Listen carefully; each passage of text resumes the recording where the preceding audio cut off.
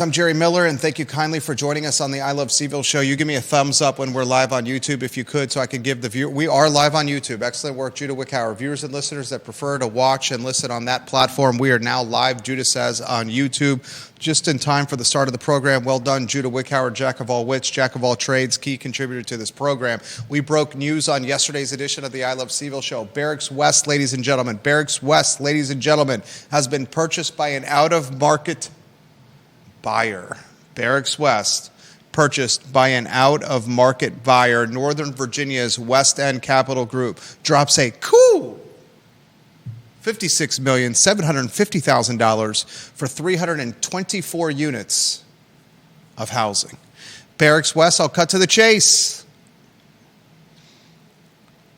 Perhaps the entry point of housing where quality of life and safety concerns were sacrificed because the price point and location were good. I want to talk this deal flow, the news we broke on the I Love CVille show yesterday that has still not penetrated old media. And I want to compare and contrast Barracks West, 324 units for $56,750,000 with the purchase of the villas at Southern Ridge. News we also broke, a Henrico-based real estate firm, Levy & Co., paid $11 million for 101 units. And we will compare and contrast with the news Charlottesville Tomorrow, the nonprofit news organization, broke, with Cavalier Crossing, 144 units purchased by a Northern Virginia firm for $20,500,000. In the last 9 months, giddy up and get ready for this. In the last 9 months, 569 units of housing have been purchased by out-of-market real estate firms for a combined $88,250,000. Each firm has the same goal, ladies and gentlemen: rehabilitate and improve common areas and amenities like pools, clubhouses, and parks. Take the units they purchased, kick out the tenants or not renew their leases, then improve or upgrade the furniture, fixtures, and finishes, and then bring the units back on market at a 2x to 4x multiple. Some of these units will be for sale, and some of these units will be rented. Regardless, 569 units in an inventory-strapped Charlottesville and Albemarle County market are now much more expensive. Ladies and gentlemen, the Friday edition of the I Love CVille show. Giddy up and get ready. We will also talk on today's program Ziana Bryant, a name that will forever ring loudly in Charlottesville and Albemarle County's history. Most notably known, Ziana Bryant, I would say, Judah, for her efforts and her role with removing the Robert E. Lee statue out of Lee Park. Sorry. Emancipation Park. Oh, sorry. Market Street Park. Sorry. Unnamed Park. What's the name of the park? Isn't it Market now? The sign was taken down. Is it Market Street Park? Is it Sandersville? The park where a couple hundred houseless individuals created an encampment for over a month? Regardless, there was a statue there. A statue provided by Paul Goodloe McIntyre of the McIntyre School of Commerce, namesake. And Mr. McIntyre said, I will give you, City of Virginia, this block of very valuable real estate. And in return of giving you this block of very valuable real estate, I have 3 criteria. Criteria number 1, it stays a park. Criteria number 2, this statue of Robert E. Lee stays in there. And criteria number 3, we name it Lee Park. 2 of those 3 criteria are no more. Ziana Bryant, the ringleader for eviscerating or evaporating 2 of those 3 criteria. And this show is not about history in that regard. This show is about the future. And the future, as it pertains to Zy Bryant, is she's made an announcement that she will run for the Charlottesville City School Board. An activist, perhaps the most noteworthy activist in Charlottesville's history, is now making a push for school board this election cycle with papers filed. So much to cover on that topic, ladies and gentlemen. And speaking of schools, I get a tip from someone I trust, from a mother, from a key contributor of this family, who said her family was notified that Murray Elementary School will no longer offer foreign language to its students at the esteemed and prestigious public elementary school in Ivy, Virginia. Parents, as you can imagine, not very happy right now. As Albemarle County Public Schools says, this is collateral damage of a budget shortfall. Parents, on the other hand, are saying this appears to be an equity issue, as other schools did not have this offering, and perhaps the playing field is being made even now across the board. So much to cover on today's program, including the potential closing. I think it's closed, right? Of Belmont Pizza. Judah Wickower, two-shot Judah, before we get to some love for Charlottesville Sanitary Supply. This is an institutional business. I've been going to Belmont Pizza for a decade plus. I want to say 15 years at least. They've been around for as long as I can remember. I mean, for forever. Is Belmont Pizza closed? I mean, you did a little reconnaissance before the program started. I mean, if you were going to press me, I'd say they're closed. I called the phone number, and the phone number is no longer in service. If you go check out the website, you can see that there's no longer any option to order food on their website. It's and we've heard rumors that people driving by have seen it dark for quite some time now. Institutional Belmont Pizza in a captive market, an affluent and Tony Belmontonian market, is now closed. We will ask the question, what happened, as the phone line has been disconnected, as the website is down, and with our insiders saying the doors unopenable. A lot to cover on the program. We are locked and loaded with the University of Virginia heading to North Carolina tomorrow, a brouhaha of significant proportions for Ron Sanchez and his coaching staff as they look to save their job. North Carolina, a must-win game as they are on Joe Lunardi's bracketology bubble. It's a 4 o'clock tip on ESPN2. The Wahoos 13-13 and 6-9 in conference play. UNC 16-11 overall, 9-6 in conference play. Judah, Charlottesville Sanitary Supply, our friends, Andrew Vermillion, John Vermillion, online at charlottesvillesanitarysupply.com. Located on East High Street, the old Brown's Cleaners building. There's a very awesome before and after photo, Charlottesville Sanitary Supply, of how it's transitioned from Brown's into the 60-year-old business we know today. That is a 3-generation family-owned business, the Vermillions, A+, kind of people. Judah Wickower, I ask you the same question every single day. Which headline most intrigues you today on a Friday afternoon in downtown Charlottesville? Oh, man, it's hard to pick, but it's got to be between Belmont Pizza's mysterious closing and Albemarle County's Murray Elementary cutting foreign language. Wow, I could have sworn you would have gone with Ziana Bryant running for school board. Ginny Who says, my feed is blowing up with comments on Ziana Bryant running for school board. Not going with the Ziana Bryant running for Charlottesville City School Board? Maybe it's a play for something bigger further down the line. I don't really have a problem with someone wanting to help. I don't have a problem with Ziana Bryant running for school board. I got no beef with that. Yeah, I mean, I got no beef with Ziana Bryant running for school board. I think there's going to be some collateral damage for Ziana Bryant running for school board. Some fallout, pro and con, for Ziana Bryant running for school board. No doubt. I got no beef with someone making a push for public office. Yeah. Then it's up to voters to decide if they should be in office. 100%. We'll talk about that on today's program. Now, if she was up against someone and we started seeing mudslinging and some of the things that we've seen in previous elections, then I might start to have a problem. But 100% what you said, I have no problem someone running for public service.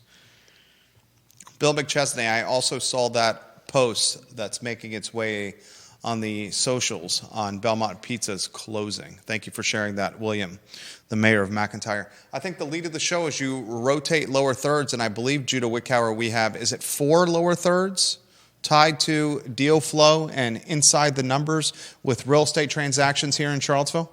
Yep. Okay. Let's start with the first one on screen and then slowly rotate the Barracks West lower third, the Villas at Southern Ridge lower third, and the Cav Crossing lower third on screen. I'm going to ask the question, why is this not in old media? Why is this not in legacy media yet? Very pointed question. And speaking of old media, Lee Enterprises finally makes it a truly official statement on the computer security breach with its publication.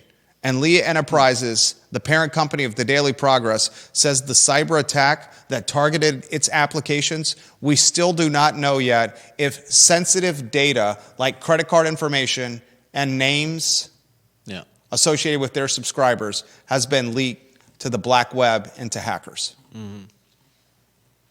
Jeez Louise, ladies and gentlemen. Are they printing the newspaper? Can anyone confirm in the Charlottesville market if the Daily Progress is currently printing? Neil Williamson, can you confirm if it's been returned back online?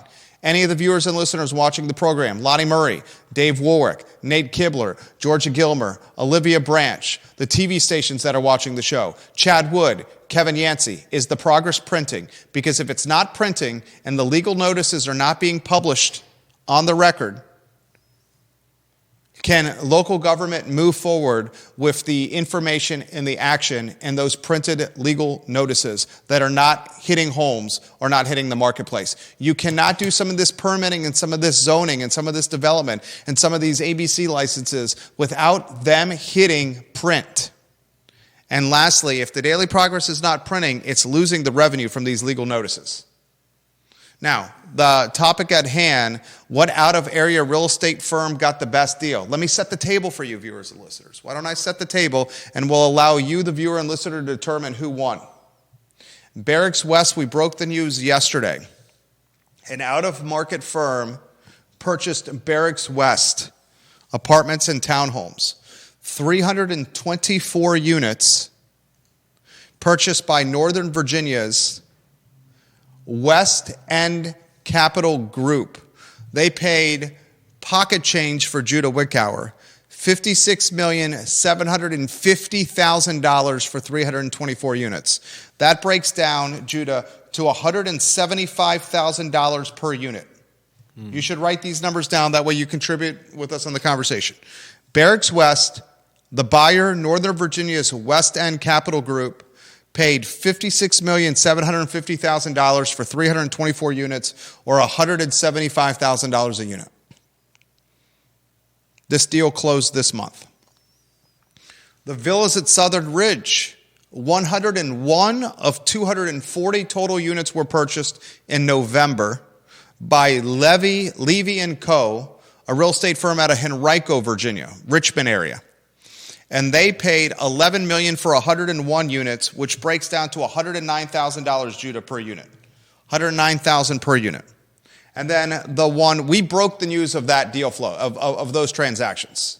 Barracks West and villas at Southern Ridge. Cavalier Crossing, that news was published and broken by Charlottesville Tomorrow. It was a great coverage by Charlottesville Tomorrow. I would love to see Charlottesville Tomorrow focus its efforts on real estate transactions, development, hard news associated with local governments, and distance itself from the diversity, equity, and inclusion coverage that is currently offering the marketplace. I understand why it's covering DEI, because it's chasing grant money associated with DEI coverage. But I thought Charlottesville Tomorrow was at its best when it was Brian Wheeler as the executive director and when Sean Tubbs was the bulldog reporter covering hard news, development, zoning, basically what Sean's doing right now as a business owner with his community Substack. That's when Charlottesville Tomorrow was at its best. Cavalier Crossing, 144 units purchased in May of 2024 for $20,500,000. Judah, the buyer, a Northern Virginia firm, Bonaventure Multifamily Income Trust, they paid $142,000 per unit. So as you put the first lower third on screen and then start rotating the other three throughout this conversation, I'm going to ask you, the viewer and listener, a very straightforward question. Which out-of-market firm got the best multifamily deal?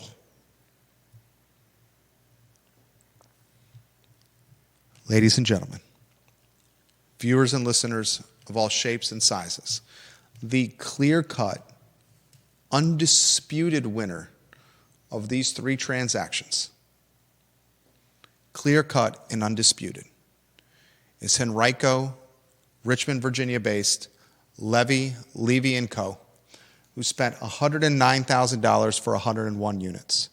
Now, some people will argue that's not total control of the complex. In fact, the Villas at Southern Ridge is characterized as a fractured complex because some of the units are for rent and some of them are for sale. I personally own one in this complex that I rent. That's one of the ways I was able to break this news, is because I have a position in this complex, ladies and gentlemen. Why I think Levy & Co. got the best deal, not just because it was the cheapest price per unit, $109,000 versus $142 versus $175.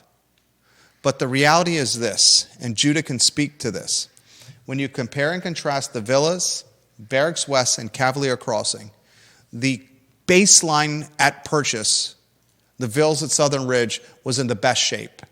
Best quality of life, least amount of crime, highest rents, best price per square feet, best upside. You had families living there. You had very little, if no crime whatsoever. Quality of life was fantastic. It's right next door to Cavalier Crossing, but there was more sense of ownership in this complex. $109,000, ladies and gentlemen, for 101 units. Levy & Co. is going to invest over $1 million into the amenities. In fact, Levy & Co. has already gotten into the nitty-gritty of the financials. And get this, they are cutting fat off the model. They're trimming the pool guy, improved guys with landscaping. And they have already saved us as owners in the villas at Southern Ridge money. We got a credit back on our HOA. When our last HOA statement came out, it included a credit saying, we're actually going to charge you less. And you were overcharged in January. Here's an extra $53 that we will allow you to allocate to next month's HOA payment. I was shocked. I was taken aback. No doubt. I asked the question, good God, how long have we been overpaying here? Levy & Co. is going to take those 101 units. They're going to wait till leases run out. They're not going to renew leases.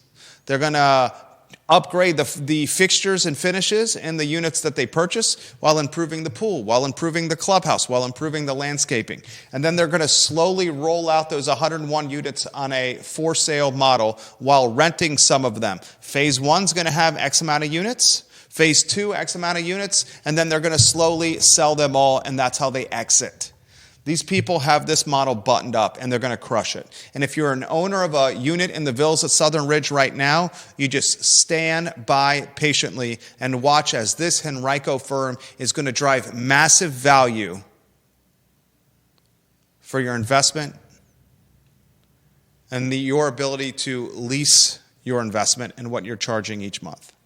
Now, the second purchase that I think the out-of-market firm that got the second best deal, put the Cavalier Crossing lower third on screen, $142,000 for Bonaventure Multifamily Income Trust. They paid $20,500,000 in May of 2024 for 144 units. That breaks down to $142,000 per unit. This firm from Northern Virginia owns all the units, every single one, in this complex. They are going to do the same thing improve the amenities, the common area, the clubhouse. They're going to take the interior units and they're going to put improved finishes, improved flooring, improved stainless appliances, improved hardware.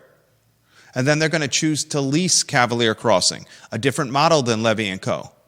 And they're going to 2 to 4x rents, and it's going to be closer to 4x. And they're going to crush it because Cavalier Crossing was significantly below market in rent, with some cases rooms renting individually for $500 a month. Expect that $500 a month to be transitioned when they are said and done to $1,500 a month. And when they do that, they're going to start making bank. And I doubt they're going to exit this position anytime soon. Because when you make this kind of investment and you improve the rent rolls, it starts turning into a cash cow for you. And then in a far distant third place is the owner. Put the Barracks West lower third on screen. Northern Virginia's West End Capital Group. They paid $56,750,000 for 324 units. To put this deal in perspective, ladies and gentlemen, the previous owner of Barracks West,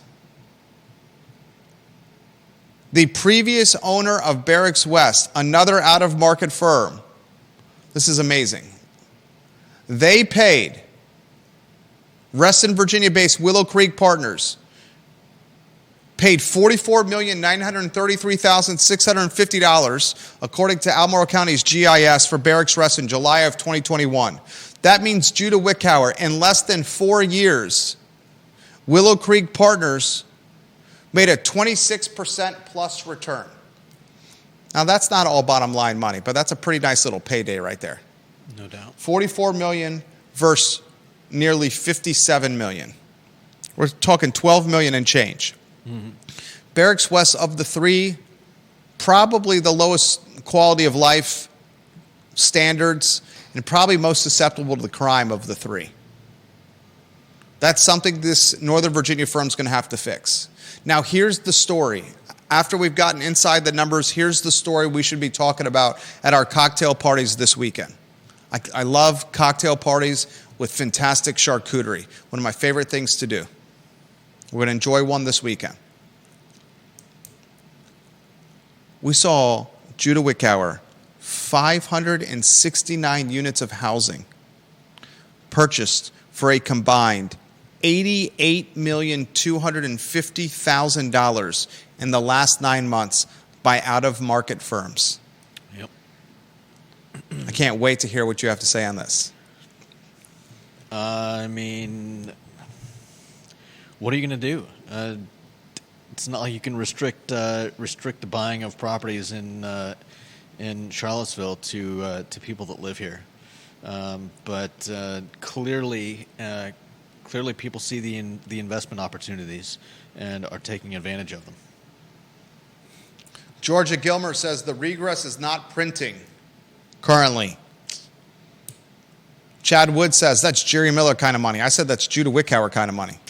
William McChesney says Barracks West has accepted Section 8 housing vouchers from the government. How long will that last? How long will that last? My point in a nutshell. You know who no one's beating in sports? You know the only undefeated team in sports? The only undefeated player in sports? The most dominant athlete in all of sports. It's not Michael Jordan. It's not LeBron James. It's not Babe Ruth. You know who it is? I do not. Father Time. No one beats Father Time. Not a single person beats Father Time, although LeBron James is trying. You know, in capitalism, in business, in the world, you know who is the Father Time equivalent? Who's that? Adam Smith's invisible hand. For all the Mike Pruitts of the world and all the Michael Paynes of the world, for all the Ziana Bryants of the world, they will lose to the invisible hand. No one is going to beat the free market, and the free market is going to do what the free market does. $88+ million invested into this market by out-of-market firms, out-of-area real estate firms. And Adam Smith said, the self-interest of individuals or entities will have unintentional benefits and consequences through free market actions. And in this case, the unintended consequences are 569 units of housing taken from the lower end of affordability and positioned smack dab in the middle or high end of the price spectrum. I read in the Daily Progress today online, not in print, unfortunately.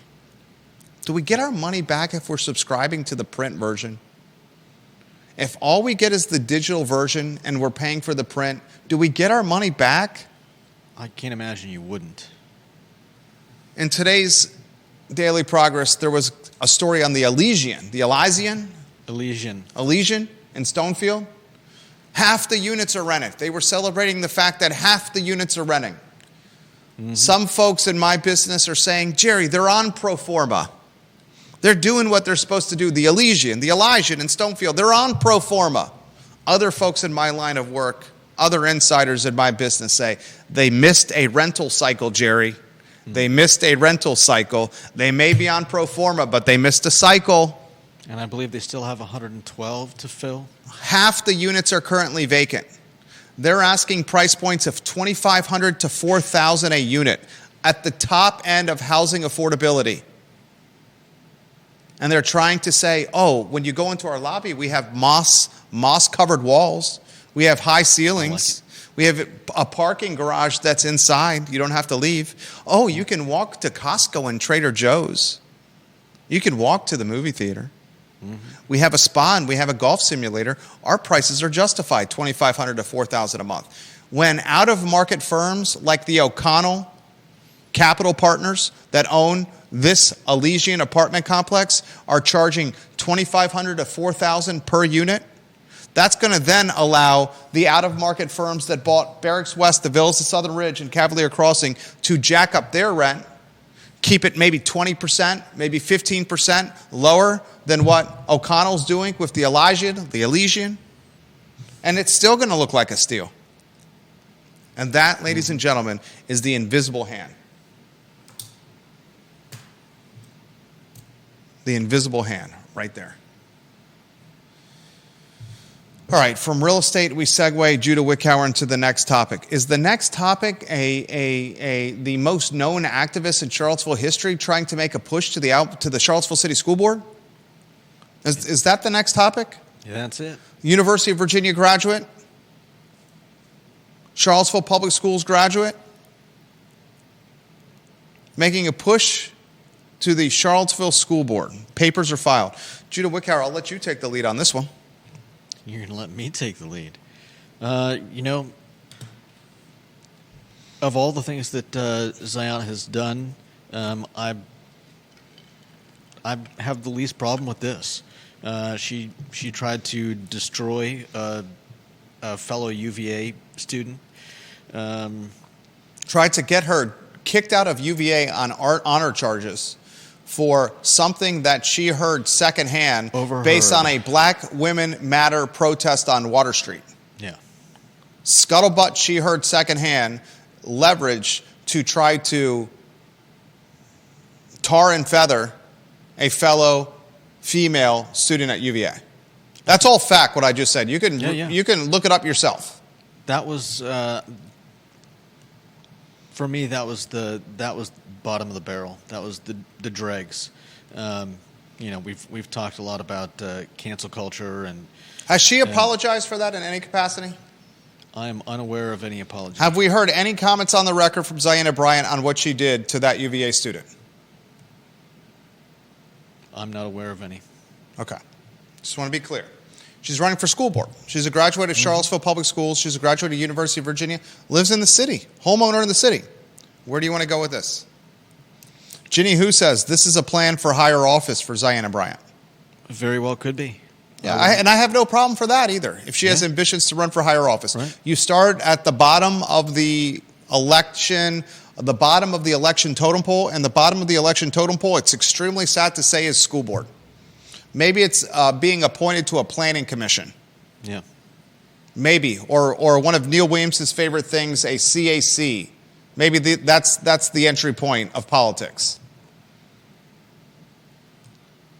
Let me ask you this question, a very straightforward question.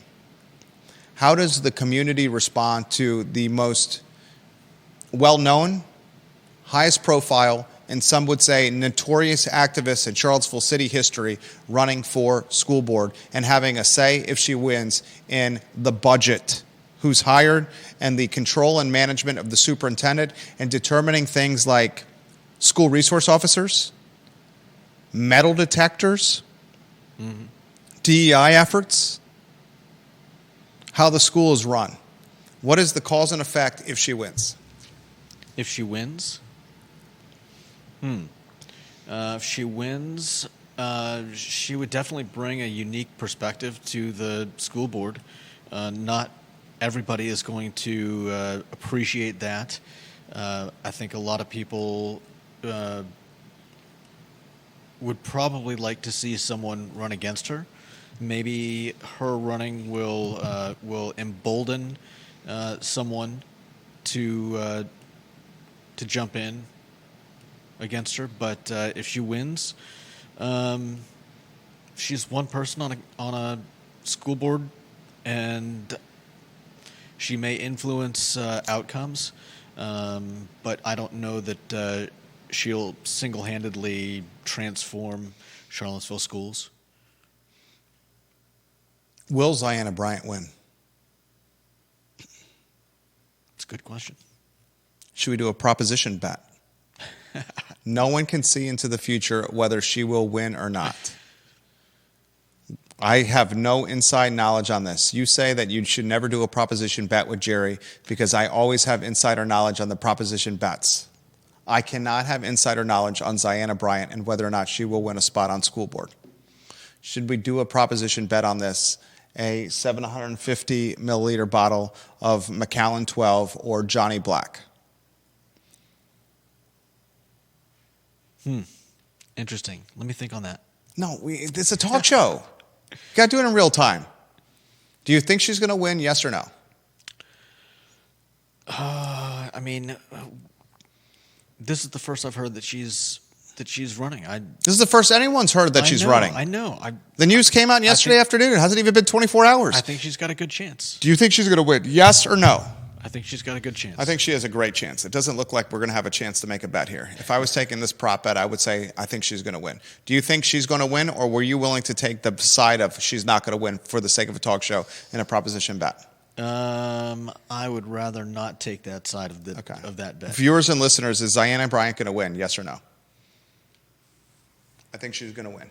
She definitely knows how to campaign. She knows social media. Mm-hmm. She has a massive social media following. She grew up in the area. She graduated from Charlottesville Public Schools. She graduated from the University of Virginia. She's a fantastic speaker. She's a fantastic writer. Mm-hmm. She has the gift of human connection. Geez Louise, she galvanized thousands, if not tens of thousands, and if not hundreds of thousands around this R.E. Lee statue. And I also believe that she'll draw far more donations than anyone that would. Judah says she's going to be a fantastic fundraiser. All qualities needed to win. Now, let's take it a step further. What's some other response and reaction or fallout from this? That's a tough one. I honestly don't know. I think some people may come out and speak against her running, but I think this effort, I'll be very straightforward. I think this effort is going to take a portion of Charlottesville parents and the population that may be taken aback that an activist could be on the board and determine the budget and be the proverbial North Star for Charlottesville Public Schools. And a portion of the population, I'm not saying which percentage, are going to be more inclined to pull their children out of public schools and either move into a public school setting or position their children in a private school setting. When activism and politics starts migrating into schools, and there's no more significance or frontline migration than being on the school board, there's going to be a portion of the population that revolts. And that revolt is either my kids need to go to public schools in a different district or my kids are going to go to private schools. And how can I speak with such confidence, conviction? We saw it with the governor's race when Terry McAuliffe not once, not twice, but 3 times on the campaign trail said parents should not be involved with their kids in public schools. Yep. That pushed Glenn Youngkin into victory lane and the governor's mansion. Mm-hmm. Those are facts, people. We know those are facts. Parents were turned off. They were appalled. They were disgusted. So much so that Democrats voted for Youngkin. So much so that a purple, bluish state went red.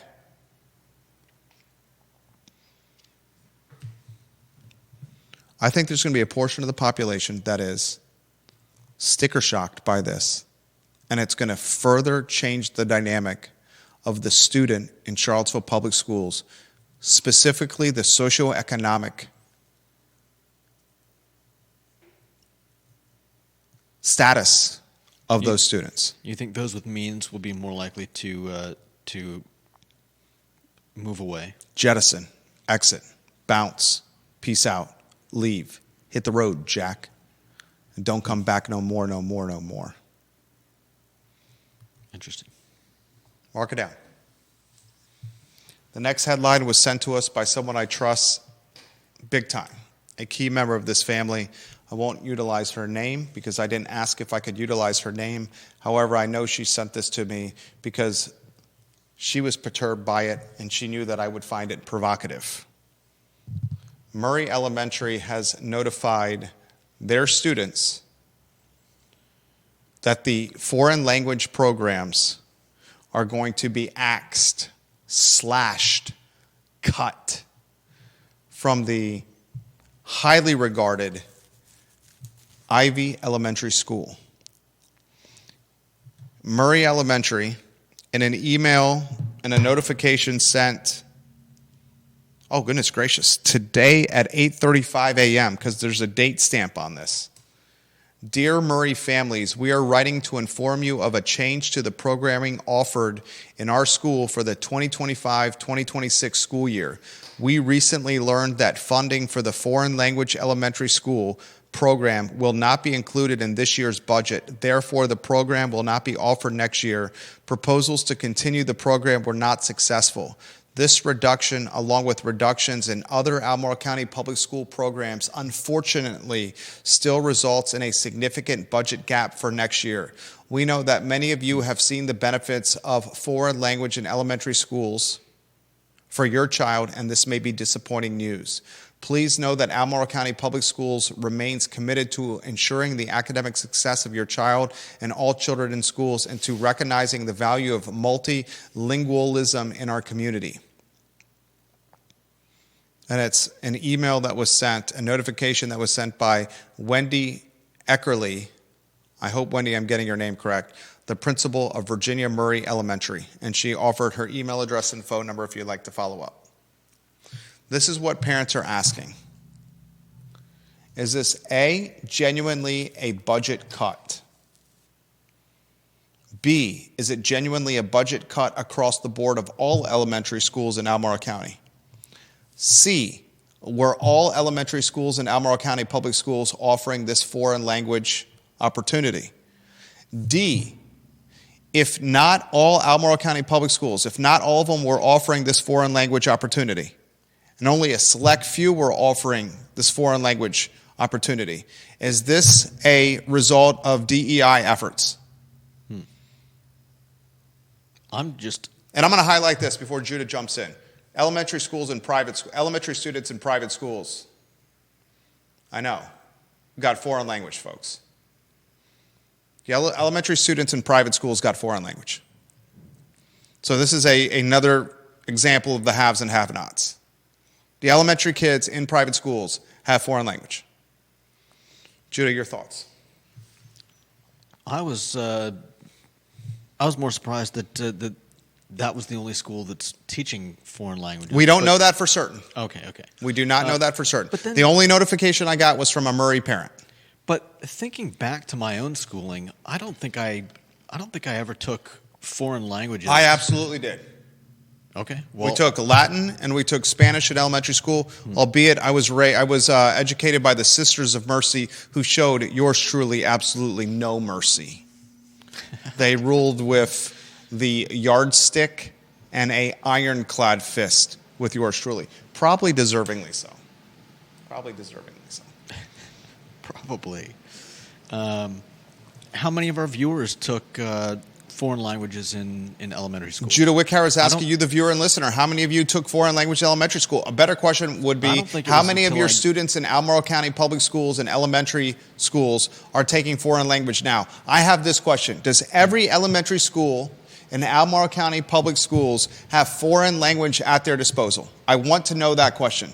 Then, I have a follow-up question. If every and I don't have that answer. If every elementary school in Albemarle County Public Schools is being offered foreign language, if every single one, Yeah. what is the significance of this cut when your private school peers have this option? And what's the language?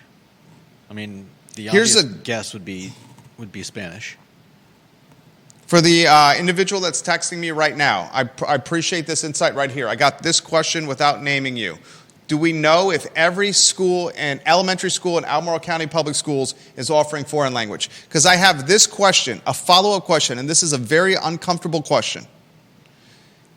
If every elementary school in Albemarle County Public Schools is not offering foreign language, did Murray's get cut because of some kind of ulterior motive? Some kind of more significant movement? And I'll leave you to dot the I's and cross the T's on that.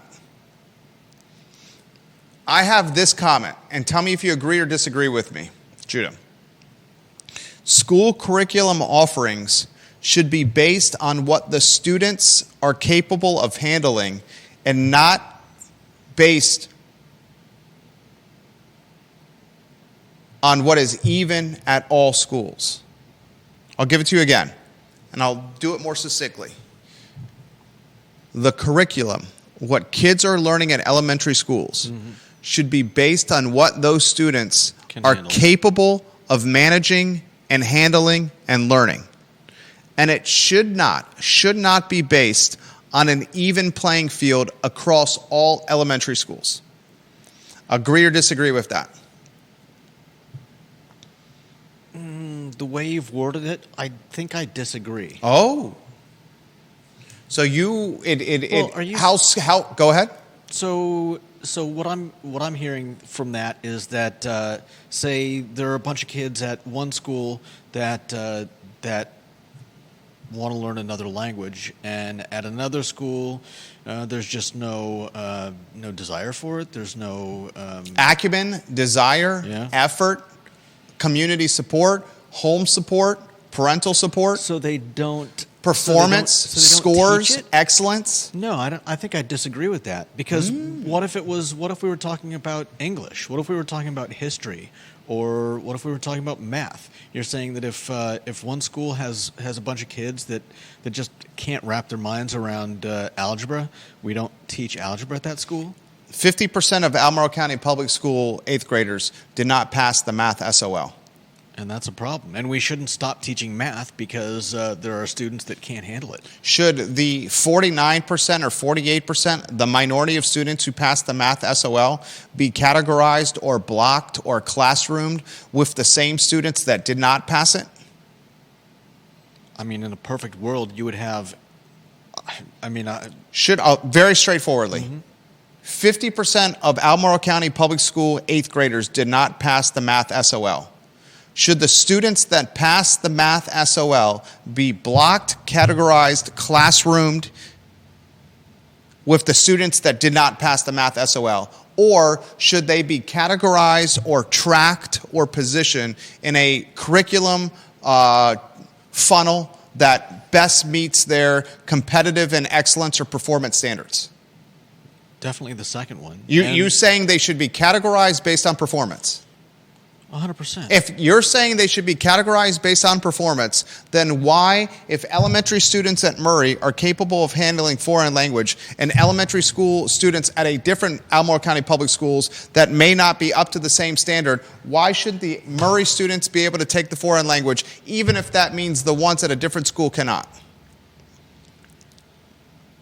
Because with the math question, we're not talking about some of the kids just getting a pass on taking math. We're talking about different levels where the students who excel can have a teacher that can teach them and work with them and move them forward in the lessons so that they are continuing their learning, whereas the students who don't excel have the help that they need without taking away from the teaching of the other students who are going to want to go, move ahead at a faster clip. That's something very different from saying, well, these kids aren't good at language, so we're just going to expunge it from the lesson plan. Viewers and listeners, fodder for your cocktail and charcuterie party this weekend. Up to you to decide. I will say that the private schools are offering foreign language in elementary school. Okay. And that's cool. I don't remember ever taking a foreign language in elementary school, but that doesn't mean that it shouldn't be done. It definitely I would have been well served to have started the language earlier. John Blair on LinkedIn. Jerry, here's a question for you. Is Mountain View Elementary facing the same cut? I believe, though viewers and listeners can correct me, Murray and Mountain View were the only elementary schools offering the foreign language immersion program. John Blair says, as a follow-up, I know Mountain View as Spanish. For some reason, I believe I've heard Murray's foreign language was French. Maybe a viewer can confirm this about French. I will confirm right now with a very in-the-know mother. French or Spanish offered at Murray. John says that Mountain View, the old Kale, their foreign language immersion program was Spanish. I'm curious if the one that was offered at Murray was French. Great question. He adds, is Mountain View Elementary facing the same cut? I want to know that. I want to know if it's a cut across the board. Yeah. I want to know first off, I got a text back. The mother I just texted, without utilizing her name, says, my kids take Spanish. I'll respond, is French also offered?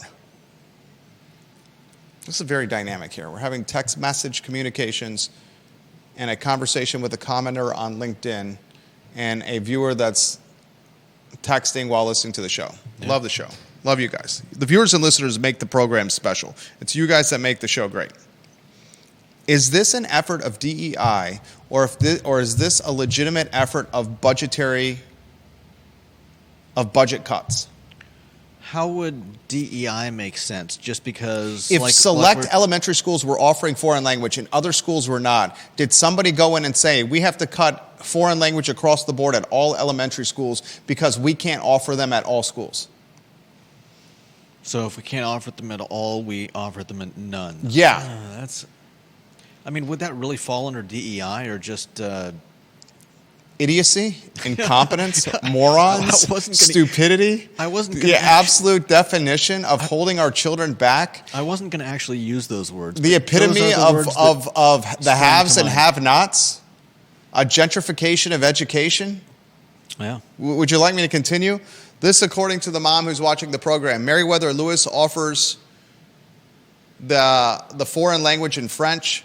Crozet, Mountain View, Murray, and Woodbrook offer Spanish. So is that an indication, Mom, that's watching the program, that all of the elementary schools are not offering the foreign language? I'll respond to her. Is that an indication that all of the elementary schools are not offering foreign language? Question mark, send text, blue bubble. I got the gray bubbles showing.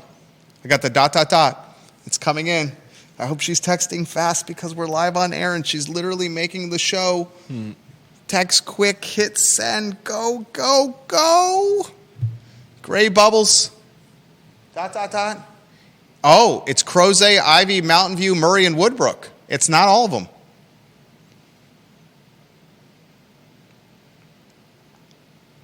Think about that. Say that again. The ones that are offering the foreign language are Crozet, Ivy, Mountain View, Murray, and Woodbrook. And the rest are not? That's according to the Albemarle County Public School website. Interesting. Think about that.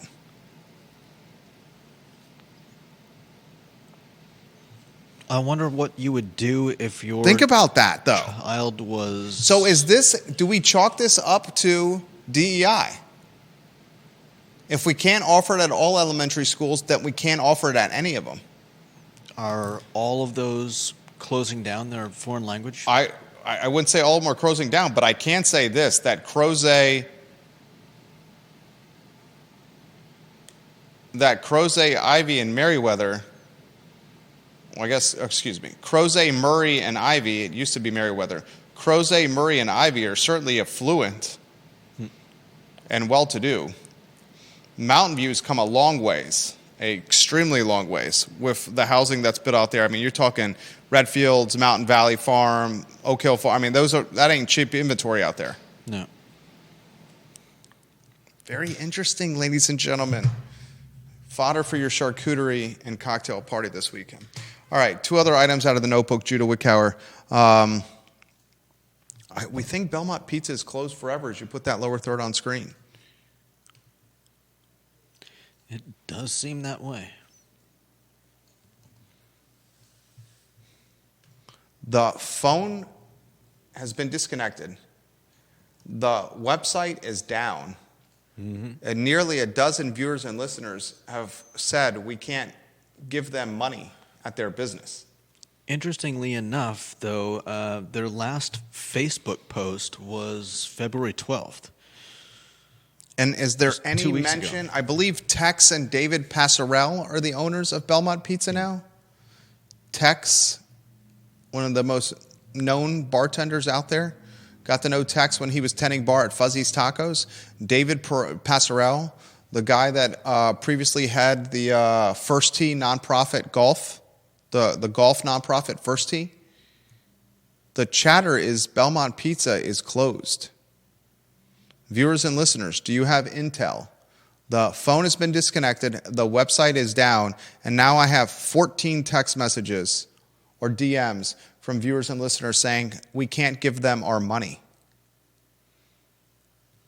That's a topic for Monday, as we may have seen yet another fall of a locally owned business, another institutional business. Yeah.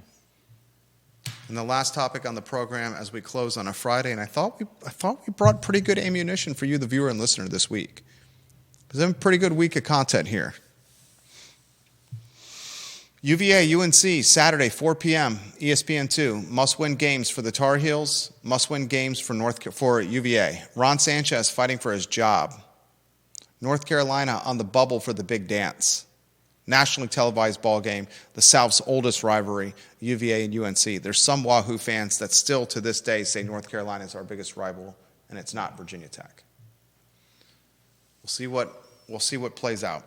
For Judah Wickower, very valued member of this network, my name is Jerry Miller. So long, everybody.